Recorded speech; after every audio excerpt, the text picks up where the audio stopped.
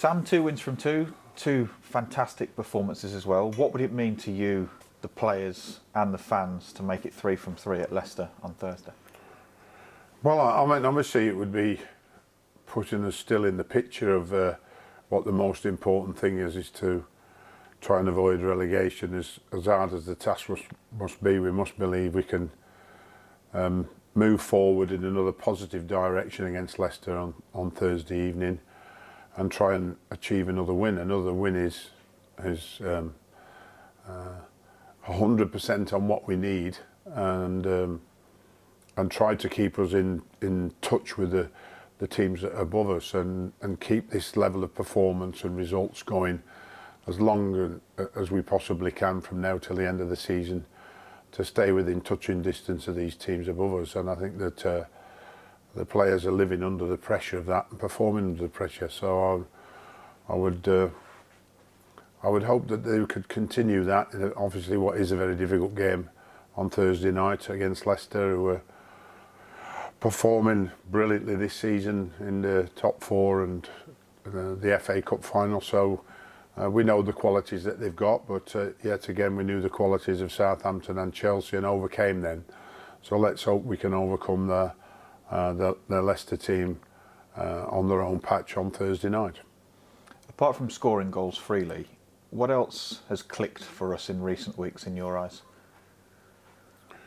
I think the understanding of the basics in football. I think that the task of working from the basics is always the key element to every football club success and every business success. What are your basics? What are your values?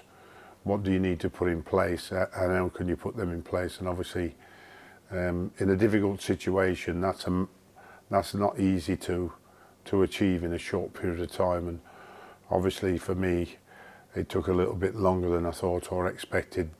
Not just the players in terms of remembering what the basics are and promoting those basics, but also the fact that the pandemic and what we faced in that particular position and that particular time made it extremely difficult to formulate the fact that this is the structure of the side, this is what suits you the best as a team, both in possession and out of possession. And what are we going to do to make sure we play to our strengths as often as we possibly can, and try and give them the confidence to do that. And that comes by a lot of practice and a lot of repetition.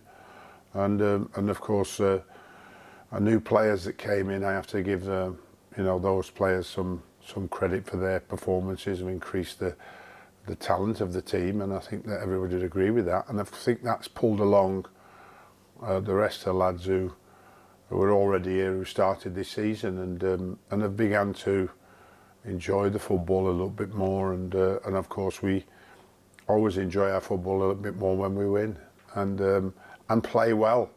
And I think that they've got to, take a lot of credit for what they've done. Not just the 2 wins, but previously to that, how close we were to so many victories that we didn't gain. Is a great shame that they didn't achieve that, because we could well be sitting with 32, 33 points ourselves had we got that right, had we got those chances created in front of goal, put them in the back of the net, had those offsides gone for us rather than against us on goals disallowed. So, but we can't cry over spilt milk, as we say. We are in a good place at the moment, and hopefully we'll all be smiling on Thursday night when we've played Leicester. Having won those 2 previous games, Sam, scoring 8 goals in the process, I just wonder, has your messaging altered or changed at all in the information that you're giving the players and the motivational speeches that you're giving them?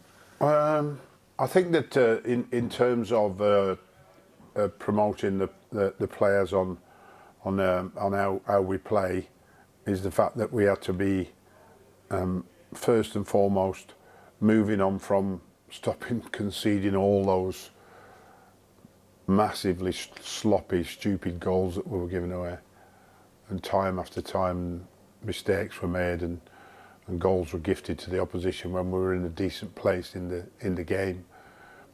And then once that had got better, which has been better for probably the last certainly 12 games or so, maybe even longer than that.